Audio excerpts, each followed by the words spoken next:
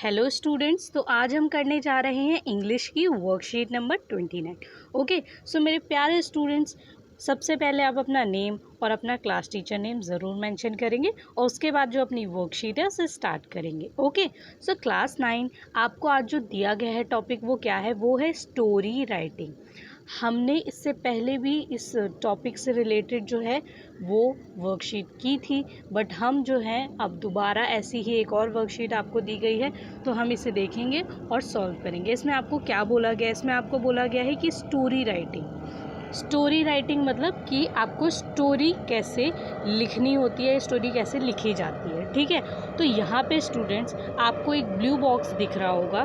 ठीक है, और इसमें क्या कहा गया है? इसमें आपको कहा गया है कि dear students, let us revise our lesson from the previous worksheet on story writing. आपको यहाँ बोला है कि प्यारे बच्चों, let us revise our lesson, अपने लेसन को एक बार रिवाइज करते हैं फ्रॉम द प्रीवियस वर्कशीट। ठीक है, जैसे मैंने अभी आपको बताया कि आपकी पहली जो वर्कशीट आ चुकी है, ठीक है, किससे रिलेटेड? ऐसे स्टोरी राइटिंग से रिलेटेड। ठीक है, तो उसको हम रिवाइज करते हैं और यहाँ पे आपको बोला ऑन स्टोरी राइटिंग। ठीक है, स्टोरी राइटिंग पे। So do you know a story has different parts? आपको पूछा गया है यहाँ पे कि क्या आपको पता है, do you know a story has different parts?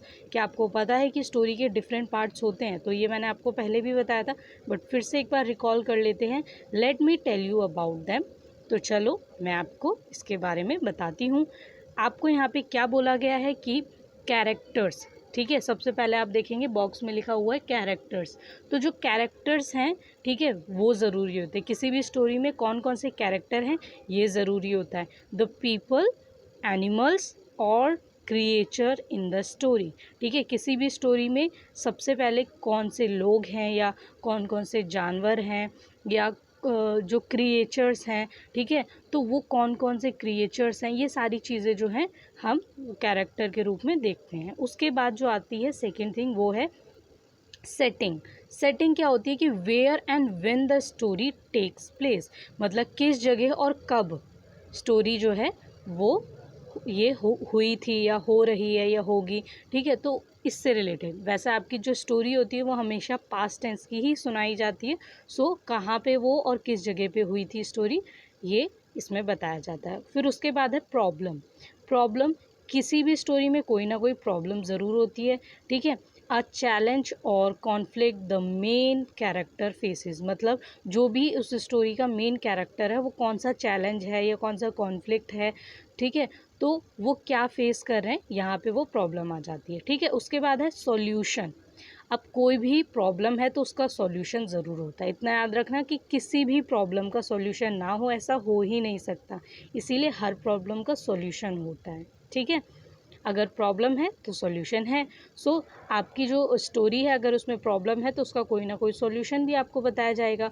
तो वो क्या है? How the problem get solve. तो यहाँ पे कोई भी प्रॉब्लम कैसे सॉल्व होगी, ठीक है, how the problem gets solve, तो आपको ये बताना है सॉल्यूशन में। ठीक है, तो हमने चार चीज़ें सीखी, हमने पहले भी पढ़ी थी, बट हम यहाँ पे दोबारा रिकॉल कर रहे थे कि एक बार जब हम किसी चीज़ को रिपीट करते हैं तो क्या होता है कि धीरे धीरे वो चीज़ ना हमें अच्छे से समझ आ जाती है और उसे हमें ना रटना नहीं पड़, मतलब एक तरीके से आप कह सकते हैं कि आपको उसे रोट लर्निंग नहीं करनी पड़ती। ठीक है, रटना नहीं पड़ता है, तो आपको वो अपने आप समझ आने लगती है। आपको समझ आती है तो अपने आप याद हो जाती है। ठीक है, सो आपको यहाँ पे देखने को मिलेगा कि आपको यहाँ पे एक बॉक्स दिया है, इसमें कहा गया है this week you will read a story. आपको इस वीक जो है क्या बोला गया है? You will read a story. आप एक स्टोरी पढ़ेंगे in which sentences are not in sequence, और इसमें जो सेंटेंसेस है वो सीक्वेंस में नहीं दिया, मतलब लाइन वाइज जो है वो सेंटेंसेस नहीं दिए गए हैं। ठीक है, after reading follow the instructions given in the green boxes. आपको बोला गया है कि आपको ये जो नीचे स्टोरी दी गई इसे रीड करना है और उसके बाद जो आपको नीचे ग्रीन बॉक्सेस दोनों दिए हैं इन्हें आपको देखना है और इसमें जो इंस्ट्रक्शन दी गई है उसे फॉलो करना है। ठीक है, तो सबसे पहले हम देख लेते हैं कि हमारी जो स्टोरी है वो क्या है। ठीक है, स्टेप बाय स्टेप यहाँ पे आप देखेंगे सेंटेंसेस में आपको जो है मीनिंग दिए गए हैं और आपको उन मीनिंग को पहले समझना है, उसके बाद ही आपको इन ग्रीन बॉक्सेस पर जाना है। तो जब तक आप मीनिंग नहीं समझेंगे तब तक कोई फ़ायदा भी नहीं है कि आप इन बॉक्सेस को सॉल्व करने बैठ जाएं। ठीक है, तो सबसे पहले हम मीनिंग समझेंगे। तो चलिए स्टोरी देख लेते हैं। स्टोरी में आपको सबसे पहले क्या बोला है, one day a scholar came to the court of emperor Akbar. एक दिन एक स्कॉलर आता है, ठीक है, कोर्ट ऑफ एम्परर अकबर मतलब अकबर के कोर्ट में आता है, मतलब उनकी राजसभा में आता है, ठीक है। And challenged Birbal to answer his question, ठीक है। अब यहाँ पे जो बीरबल है, ठीक है, उसे चैलेंज करता है कौन, स्कॉलर, ठीक है, चैलेंज करता है कि and thus proved that he was as clever as people said he was। तो वो चैलेंज करता है कि लोग जैसा कहते हैं कि तुम बहुत चालाक हो, तो मुझे इस बात का प्रमाण दो, मुझे सबूत दो मेरे क्वेश्चंस का आंसर देके कि तुम बहुत क्लेवर हो, बहुत समझदार हो, ठीक है। उनकी चालाकी और समझदारी की क्या करना चाहता था वो, टेस्ट लेना चाहता था, परीक्षा लेना चाहता था। सेकेंड सेंटेंस में आपको बोला है both the emperor and Birbal had. अब आप यहाँ देखेंगे कि 2 बार हैड लिखा है, ये गलती से हो गया, ये जो आपकी वर्कशीट है ये इसमें एक मिस्टेक है, पर कोई बात नहीं, हो जाता है टाइपिंग में, ठीक है। तो यहाँ 2 हैड में से सिर्फ एक ही हैड आएगा, ठीक है। Both the emperor and Birbal had a difficult day and were impatient to leave. अब क्या हुआ कि जो बीरबल थे वो भी, और एम्परर राजा मतलब अकबर की बात करें कि अकबर और बीरबल वो दोनों ही जो थे उनके लिए क्या था, हैड अ डिफ़िकल्ट डे, ये बहुत कठिन दिन था। And were impatient to leave, और वो बहुत मतलब एक तरीके से बेताब थे कि वो कैसे इस जगह से निकलें, ठीक है, अपने जो राजसभा है उससे कैसे फटाफट वहाँ से जाएं। उसके बाद जो थर्ड सेंटेंस है उसमें आपको बोला है well then tell me said the man. अब जो वो स्कॉलर है यहाँ पे उसकी बात हो रही है, ठीक है, said the man. Well then tell me मतलब तो ठीक है मुझे बताओ। Which came first into the world, कौन दुनिया में सबसे पहले आया था, द चिकन और द एग। द चिकन और द एग मतलब आपने ये तो सुना ही होगा सवाल कि मुर्गी पहले आई कि अंडा पहले आया, ठीक है। तो यही सवाल वो पूछते हैं बीरबल से, ठीक है। अब जो फोर्थ सेंटेंस है उसमें क्या कहा गया है, उसमें बोला गया है द चिकन रिप्ला, आंसर क्या है, द चिकन, ठीक है। तो बीरबल रिप्लाई करते हैं, the chicken replied Birbal ask me one difficult question said Birbal. We had agreed you would ask only one question and you have already asked it, said Birbal, and he and the emperor walked away leaving the scholar gaping। ठीक है, तो यहाँ पे क्या होता है, यहाँ पे जो बीरबल है वो कहते हैं कि आपने कहा था कि सिर्फ आप एक सवाल पूछेंगे और इसी के लिए हम एग्री हुए थे, ठीक है। तो आपने अपना जो वन क्वेश्चन था वो क्या किया है, कंप्लीट किया है यहाँ पे और वो पूछ लिया है, ठीक है। और ये चीज़ कह के जो बीरबल हैं और एम्परर हैं वो वहाँ से वॉक अवे मतलब वहाँ से वो निकल जाते हैं, ठीक है। स्कॉलर कुछ कहे उससे पहले ही वो वहाँ से निकल जाते हैं, ठीक है।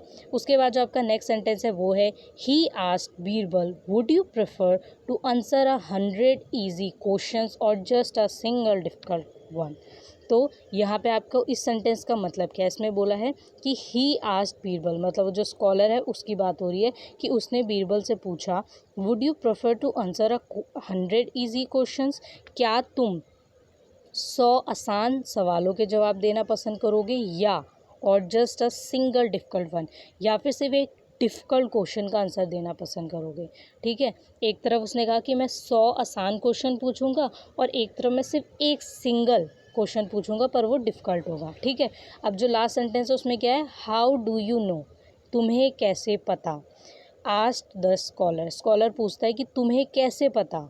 अ note of triumph in his voice, ठीक है। तो उसकी जो आवाज़ थी उसमें जो क्या कहते हैं वो क्या था, वो एक तरीके से कह सकते हैं कि उसको ये था कि बीरबल ने जो आंसर दिया है, ठीक है, वो करेक्ट दिया है उनके अकॉर्डिंग। तो ये कैसे मतलब उनकी विजय कैसे हो गई, मतलब वो जीत कैसे गए, ठीक है। तो वो चीज़ थी उसके अंदर, तो उसको इसीलिए उसने दूसरा सवाल भी पूछा।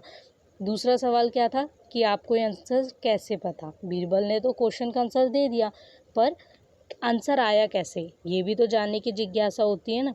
तो यही चीज़ उनने पूछी, पर बीरबल जी ने क्या कहा, उन्होंने कहा कि आपने सिर्फ एक ही सवाल के लिए परमिशन ली थी और एक सवाल हमने जो है उसका जवाब दे दिया। दूसरा सवाल जो है उसका जवाब हम नहीं देंगे और वो वहाँ से निकल जाते हैं। ठीक है, अब जो आपका ग्रीन बॉक्स है आप देखेंगे, जो पहला बॉक्स है उसमें आपको क्या करना है, basis on reading the above story, जो आपको स्टोरी दी गई है इसको रीड करने के बाद आइडेंटिफाई, आपको यहाँ आइडेंटिफाई करना है क्या, कैरेक्टर्स। ठीक है, जो आपको स्टोरी में दिए हैं। उसके बाद सेटिंग, जो आपको स्टोरी में बताई गई है कि किस जगह पे हो रहा है। उसके अलावा थर्ड है प्रॉब्लम, प्रॉब्लम क्या थी यहाँ पे और सॉल्यूशन भी। ठीक है, तो कैरेक्टर्स कौन है यहाँ पे, कैरेक्टर्स आपके 3 ही हैं, अकबर, बीरबल और स्कॉलर। ठीक है, उसके बाद जो आपका सेटिंग है, ठीक है, वो किस जगह है, वो एक दिन आपके one day a scholar came to the court of emperor Akbar. ठीक है, तो यहाँ पे आप आंसर लिखेंगे कोर्ट ऑफ एम्परर अकबर। ठीक है, यहाँ पे इस जगह पे हुई है। ठीक है, सो जो आपका थर्ड प्रॉब्लम है वो क्या है, प्रॉब्लम यहाँ पे थी जो क्वेश्चन पूछा था स्कॉलर ने। ठीक है, वो उसके बाद जो आपका आंसर है वो है कि यहाँ पे सॉल्यूशन, मतलब सॉल्यूशन जो फोर्थ पॉइंट है आपका, सॉल्यूशन क्या निकला कि बीरबल ने बोला कि मैं एक ही सवाल का जवाब दूंगा। उसने जवाब भी दिया और वो वहाँ से निकल गए। क्यों, क्योंकि वो किसी बहस में नहीं पढ़ना चाहते थे और उन्होंने एक ही क्वेश्चन का आंसर दिया और बहुत चालाकी से वो भी और अकबर जो हैं दोनों वहाँ से निकल गए। ठीक है, क्योंकि एक सवाल का जवाब देना था इसीलिए उन्होंने एक सवाल का जवाब दिया और सेकंड जो क्वेश्चन आए उससे पहले वो वहाँ से चले गए। तो ये थी उनकी चालाकी। देन आपको बोला गया है जो सेकंड बॉक्स है green box, now let us rewrite the story with the correct sequence of sentences. आपको यहाँ पे करना क्या है, आपको यहाँ पे जो आपको गिवन सेंटेंसेस हैं इन्हीं के बेस पे ये मतलब इसको जो है फिल करना है।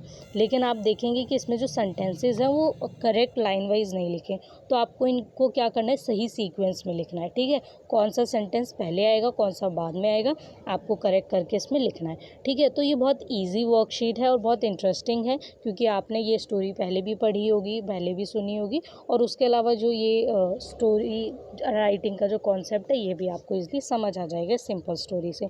तो हम आ जाते हैं नेक्स्ट पेज पे जिस पे मैंने आपको सभी आंसर रिटन फॉर्मेट में प्रोवाइड करवाए हैं। ओके,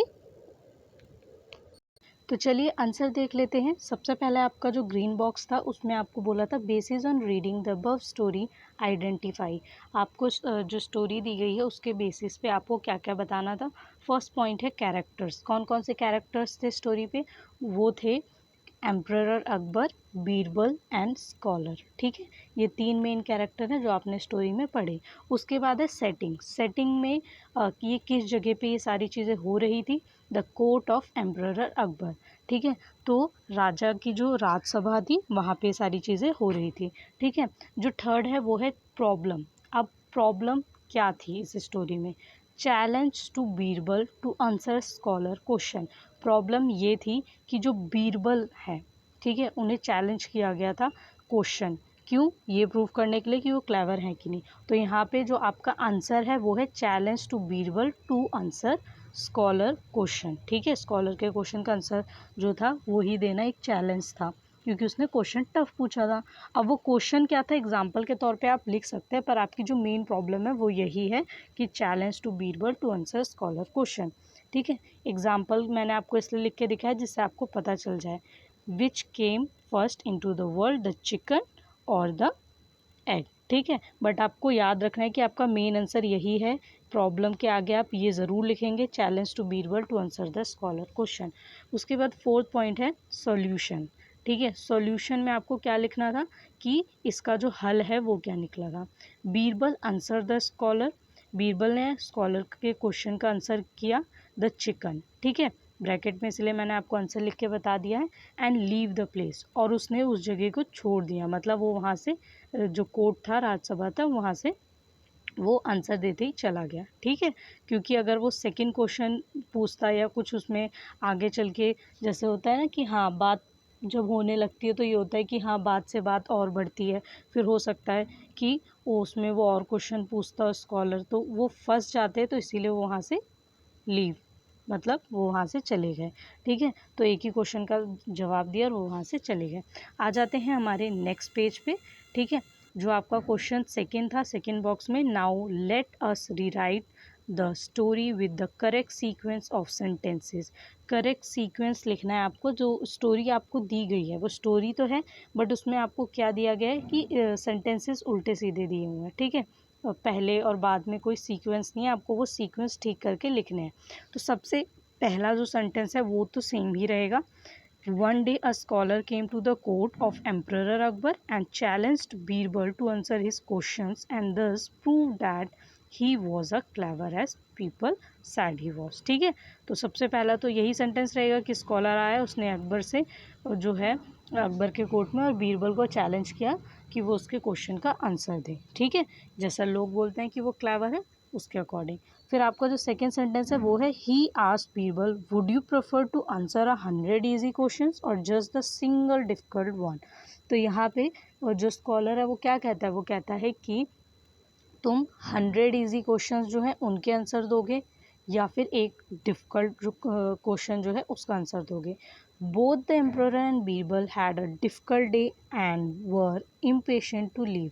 अब क्या हुआ कि इस सिचुएशन में जो वो बीरबल है और अकबर है, ठीक है, दोनों ही उस जगह को छोड़ के भी नहीं जा सकते और सिचुएशन भी बहुत डिफ़िकल्ट थी उन दोनों के लिए। ठीक है, अब यहाँ पे जो बीरबल है उन्होंने जवाब क्या दिया, ask me one difficult question said Birbal. तो बीरबल ने कहा कि मुझसे कोई एक डिफ़िकल्ट क्वेश्चन पूछो। ठीक है, 100 जवाब देने से बेटर है मैं एक सवाल का जवाब दूँ। Well then tell me said the man which came first into the world the chicken और द एग। तो उस स्कॉलर ने जो सवाल है वो पूछा कि तो ठीक है मुझे आंसर बताओ कि दुनिया में पहले क्या आया, मुर्गी आई या अंडा। ठीक है, तो द चिकन रिप्लाइड बीरबल। अब बीरबल ने क्या रिप्लाई किया, द चिकन। ठीक है, बीरबल ने रिप्लाई किया कि चिकन आया पहले दुनिया में। How do you know. अब दूसरा क्वेश्चन पूछा किसने, स्कॉलर ने, कि तुम्हें कैसे पता। आज the scholar a note of triumph in his voice. ठीक है, कि तुम्हें कैसे पता, तुम बताओ। ठीक है, तो अब इसने यहाँ पे दूसरा क्वेश्चन पूछ लिया। ठीक है, तो we had agreed you would ask only one question and you have already asked it। अब यहाँ पे बीरबल कहते हैं कि हमने आपको सिर्फ इस बात की जो है मतलब एग्री हुए थे हम कि हम एक ही क्वेश्चन का आपके जवाब देंगे। ठीक है, तो वो क्वेश्चन आप पूछ चुके हैं और मैं जवाब दे चुका हूँ, तो दूसरा क्वेश्चन पूछने का सवाल ही नहीं पैदा होता। एंड यहाँ पे आप देखेंगे कि फिर उसके बाद क्या बोला, and the emperor walked away living the scholar capping. ठीक है, और ये बात कहते ही वो उसे रोकते हुए बीरबल और जो अकबर हैं वो दोनों के दोनों वहाँ से चले गए। ठीक है, सो आंसर इज आपका पता चल गया आपको कौन कौन से जो पॉइंट्स है वो कैसे कैसे लिखना है। ठीक है, आपको मैंने फर्स्ट बॉक्स और सेकंड बॉक्स ग्रीन बॉक्स दोनों सॉल्व करके बता दिए, और उसके अलावा जो सेंटेंसेस है रिटर्न फॉर्म में आपको हमारे टेलीग्राम चैनल पे मिल जाएंगे। आप वहाँ से आराम से जाके जो है आंसर्स लिख सकते हैं, और चाहे तो यूट्यूब पे स्क्रीनशॉट भी ले सकते हैं।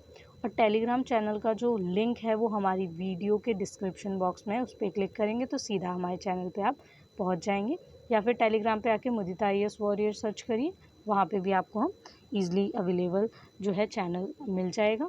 सो बहुत सारे बच्चे जो हैं उनको फ़ायदा हो रहा है इससे, आप भी चाहें तो उससे जुड़ सकते हैं। और स्टूडेंट्स ये बहुत इजी है, आप एग्ज़ाम में भी आपको हो सकता है ऐसी ही कोई स्टोरी दी जाए और बोला जाए कि सीक्वेंस जो है इसका आपको करेक्ट करके लिखना है, और इसके जो कैरेक्टर है, सेटिंग है, सॉल्यूशन, प्रॉब्लम, ये आपको लिखनी है। ठीक है, तो अगर जैसे एग्ज़ाम में आ गया तो भी आपको इसे ऐसे ही सॉल्यूशन जो है आपको करना पड़ेगा। ठीक है, सो आई होप सो आपको बहुत मज़ा आया होगा इस स्टोरी को पढ़ के और इसे सॉल्व करके, और आप इसके आंसर्स अपने अकॉर्डिंग आप जैसे भी लिखेंगे, बट आपको याद रखना है जो पॉइंट्स हैं उनको, जैसे कैरेक्टर और जो आपका सेटिंग, प्रॉब्लम और सॉल्यूशन था, उसको जब भी आप लिखेंगे तो चाहे आप वन वर्ड में लिखें या पूरे वन सेंटेंस में लिखें, पर प्रॉपरली स्टोरी को पढ़ के समझने के बाद। ठीक है, आपको आपका आंसर जो है वो आपके गिवन पैराग्राफ में ही मिल जाएगा, मतलब जो भी आपको पैराग्राफ दिया होगा उसी में आपको उसके आंसर्स बहुत ईजिली मिल जाएंगे। ओके, सो बाय बाय स्टूडेंट्स।